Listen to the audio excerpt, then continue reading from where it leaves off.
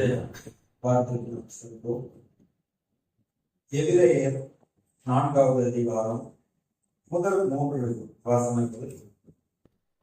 ஆனபடியினாலே அவருடைய இளைப்பாறுதலில் பிரவேசிப்பதற்கு ஏதுவான வாக்குத்தத்தம் நமக்கு உண்டாயிருக்க, உங்களில் ஒருவனும் அதை அடையாமல் பின்வாங்கி போனவனாக காணப்படாதபடிக்கு பயத்தோடு இருக்கிறோம்.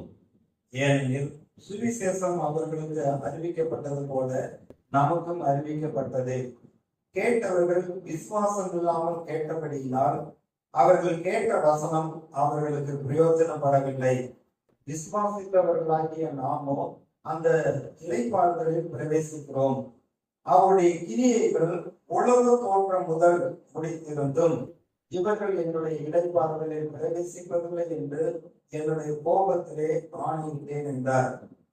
இங்கே அந்த இஸ்ரவேல் மக்களுக்கு என்று தேவன் நல்ல வாக்குத்தத்தத்தை பண்ணி அதை ஆபிரகாமோடு உடன்படிக்கை செய்து அவனுடைய சந்ததிக்கு இப்படியெல்லாம் நன்மை செய்வேன் என்று எகிப்திலே அடிமைத்தனத்திலிருந்து விடுதலை ஆக்கி வானத்தேர்ந்து ஓடுகிற தேசத்துக்கு கொண்டு போய் சேர்ப்பேன் என்று சொல்லி அந்த தேசத்தை குறித்ததான நற்காரியங்களை எல்லாம் சுவிசேஷமாக அறிவித்தார்.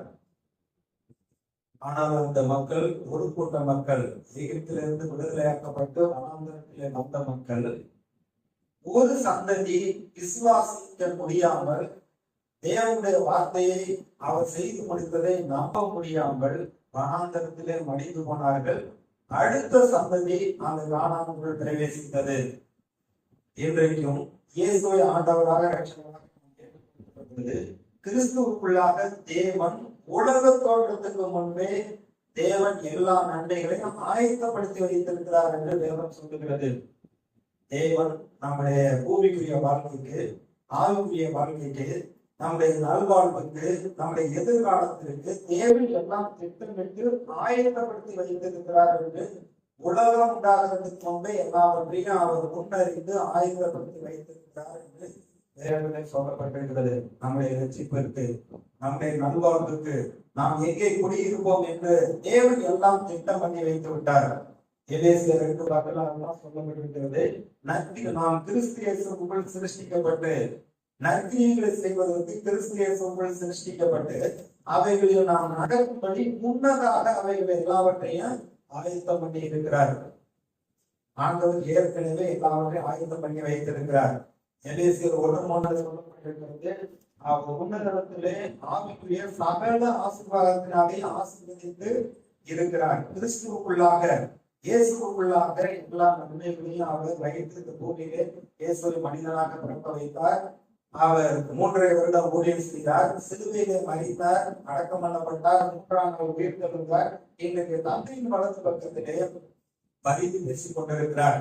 அவருடைய நாமத்தை நம்பி, அவரை விசுவாசித்து, அவருடைய மாற்றத்தை நம்பி யாரு தேவனிடத்தில் செல்லுகிறார்களோ தேவன் ஆயத்தப்படுத்தி வைத்திருக்கிற எல்லா நன்மைகளையும் கொடுத்த தேவன் ஆயத்தமாயிருக்கிறார். அப்ப நாம் என்ன செய்ய வேண்டும்? தேவனுடைய பங்குல அவர் செய்ய வேண்டியதை எல்லாவற்றையும் செய்து முடித்து ஆயத்தப்படுத்தி வைத்திருக்கிறார். தேவனை நம்புகிற விசுவாசிக்கிற நாம் தேவனுடைய வார்த்தையை நம்பி நாம் செய்ய வேண்டியது நாம் கர்த்தரை தேட வேண்டும்.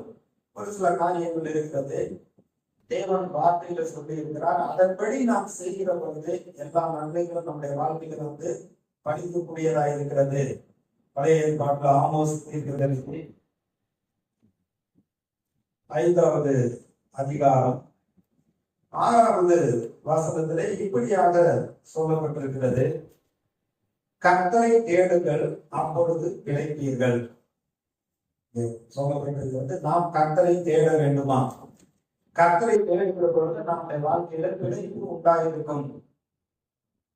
இயேசு சொன்னார், தேடுங்கள், அப்பொழுது உங்களுக்கு நீங்கள் கண்டடைவீர்கள். தேட சொல்லுகிறார். நாம் கர்த்தரை தேட வேண்டும்.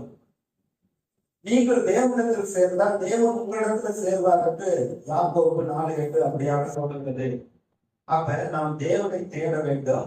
அப்பொழுதுதான் நமக்கு பிழைப்பு. தேடினால் நாம் கண்டடைவோம். கர்த்தரை நாம் தேடுகிற பொழுது, அவரை சேருகிற பொழுது அவர் நம்மிடத்தில் சேருகிறவராய் இருக்கிறார். தாவீது கூட சங்கீதம் 34வது சங்கீதத்திலே தன்னுடைய வாழ்க்கையில் எப்படி கர்த்தரை தேடினார், அவருடைய சூழ்நிலைகளை கர்த்தரை தேடினார், ஆண்டவர் என்ன பதில் கொடுத்தார் என்று சொல்கிறார். சங்கீதம் 34:4 நான் கர்த்தரை தேடினேன், அவர் எனக்கு செய்து கொடுத்து என்னுடைய எல்லா பயத்திற்கும் நீங்களாக்கி மீட்டு விட்டார். இன்னைக்கு மனிதனுடைய வாழ்க்கையில படிப்புனா பயம், வேலைனா பயம், பிரயாணம்னா பயம், வெளியே போனா பயம், எல்லாவற்றிலும் அந்த பயம் இருக்கிறது. ஆனால் கர்த்தரை தேடுகிற பொழுது எல்லா பயத்திற்கு நீங்களாக்கி நம்மை மீண்டு விடுகிறவராய் இருக்கிறார். அதே சங்கீதத்துல 10வது வசனம், சிங்கக்குட்டிகள் தாழ்ச்சி அடைந்து பட்னியா இருக்கும், கர்த்தரை தேடுகிறவர்களுக்கு ஒரு நன்மையும் குறைபடாது. நாம் கர்த்தரை தேட வேண்டும். இன்னைக்கு மனிதர்கள் எதையும் தேடி போகிறார்கள். ஆனா கர்த்தரை தேடுகிற பொழுதுதான் நமக்கு பரிபூர்ண நன்மையும் ஆசீர்வாதமும் திருப்தி உண்டாயிருக்கும். தேவன் தான் எல்லாவற்றையும் உண்டாக்கினார். தேவன் தான் எல்லாவற்றையும் அவர் போஷிக்கிறார். ஆதியாகமத்துல தேவன் தான் இந்த பூமி, வானம், பூமி, சூரிய, சந்திரன், நட்சத்திரங்கள், சமுத்திரத்தில் இருக்கிற மச்சங்கள் எல்லாவற்றையும் உண்டாக்கினார். மனுஷனையும் உண்டாக்கினார் அவருடைய சந்தர்ப்பத்தின்படி. மரமானது அந்த மண்ணில, பூமியில இருக்க மண்ணோடு ஒட்டி கொண்டு இருக்கிற வரைக்கும் அதுக்கு ஜீவன் இருக்கிறது. ஆனா மண்ணை விட்டு பிடிக்கிற உடனே அதுக்கு மரணம் வந்து விடுகிறது. சமுத்திரத்தில் இருக்கக்கூடிய மச்சங்கள், மீன், தண்ணியில் இருக்கிற வரைக்கும் அதுக்கு வாழ்வு, ஜீவன். தண்ணியை விட்டு எடுத்த உடனே மரணம் வந்து விடுகிறது. அதே போல மனிதன், தேவன் ஆவியா இருக்கிறார். ஆவியா இருக்கிற தேவன் மனுஷனை உண்டாக்குற பொழுது தன்னுடைய சார்ந்து தன்னுடைய ரூபத்தின்படி உண்டாக்கி சரீரத்தை உருவாக்கி அவருடைய ஆவியா அவனுக்குள்ளே ஊதி மனுஷன் ஜீவாத்மானான். அப்ப மண்ணிலிருந்து எடுக்கப்பட்ட ஒரு பகுதி, தேவனிடத்திலிருந்து வந்த ஒரு பகுதி நமக்குள் இருக்கிறதுனால இந்த பூமியில சரீரத்துக்கு வேண்டியது, இந்த பூமியில நம்ம பூமியில விளையக்கூடியதை நாம் சாப்பிடுகிறோம். நம்முடைய ஆவிக்கு, ஆத்மாவுக்கு திருப்திக்கு நாம் தேவனோடு ஐக்கியமா இருக்கிற பொழுது, தேவனை தேடுகிற பொழுது தேவனிடத்திலிருந்து நமக்கு திருப்தியும் மகிழ்ச்சியும் அங்கே உண்டாக்குறது. அதனாலதான் சொல்லப்பட்டிருக்கிறது. இயேசு சொன்னாரு மத்தேயு 6:33, முதலாவது தேவனுடைய ராஜ்யத்தையும் அவருடைய நீதியை தேடுதல், மற்றவை எல்லாம் கூட உங்களுக்கு கொடுக்கப்படும். முதலாவது தேவனுடைய ராஜ்யத்தையும் அவருடைய நீதியை நாம் தேட வேண்டுமா? தேவன் யார்? அவருடைய ராஜ்யம் என்ன? அவர் பரலோக ராஜ்யத்தை நமக்காக அவர் ஆயத்தப்படுத்தி இருக்கிறாரே.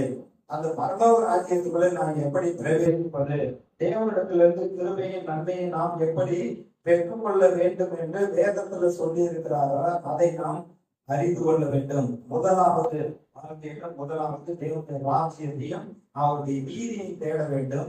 அப்படி கர்த்தரை தேடுகிற பொழுது நீதி எல்லாமே நமக்கு கொடுக்கப்படும் என்று இயேசு சொல்லுகிறார். இயேசு 5 அப்பம் 2 மீனை வைத்து 5000 பேரை போஷித்தார். மீதம் 12 கோடை நிறைய அவர்கள் எடுத்தார்கள். யோவான் 6வது அதிகாரத்துல அந்த அற்புதத்தை பார்த்த மக்கள் ஆண்டவரை தேடி வருகிறார்கள். தேடி வருகிற பொழுது இயேசு என்ன சொல்றாரு பாருங்க. யோவான் சுவிசேஷம் 6வது அதிகாரம் 26-24 வாசிக்கிறேன். அப்பொழுது இயேசு அவருடைய சீடர்கள் அங்கே இல்லாததை ஜனங்கள் கண்டு உடனே அந்த படகில் ஏறி இயேசுவை தேடிக்கொண்டு கப்பர்நகூமுக்கு வந்தார்கள். கடலின் அக்கறையிலே அவர்கள் அவரை கண்டபோது இறங்கி, நீர் எப்பொழுது இவ்விடம் வந்தீர் என்று கேட்டார்கள். இயேசு அவர்களுக்கு பிரதித்திரமாக, நீங்கள் அற்புதத்தை கண்டதினால் அல்ல, நீங்கள் அப்பம் புசித்து திருப்தியானதினாலே என்னை தேடுகிறீர்கள் என்று மெய்யாகவே உங்களுக்கு சொல்லுகிறேன் என்றார். அப்ப இயேசுவை தேடி போனார்கள். ஆனா இயேசு அவருடைய இருதயத்தில் இருக்கிறத அறிந்து கேட்கிறார். அற்புதத்தை கண்டதினால் அல்ல, அப்பம் புசித்து தான் திருப்தியானதுனால என்னை தேடி வருகிறீர்கள் என்று சொல்கிறார். சொல்லிட்டு அடுத்த என்ன சொல்றாங்க, அழிந்து போகிற போசனத்திற்காக அல்ல, நித்திய ஜீவன் வரைக்கும் நிலைநிற்கிற போசனத்திற்காகவே நீங்க நடப்பீர்கள். இதை மனுஷகுமாரன் உங்களுக்கு கொடுப்பார். அவரை பிதாவாகிய தேவன் முத்திரித்திருக்கிறார்.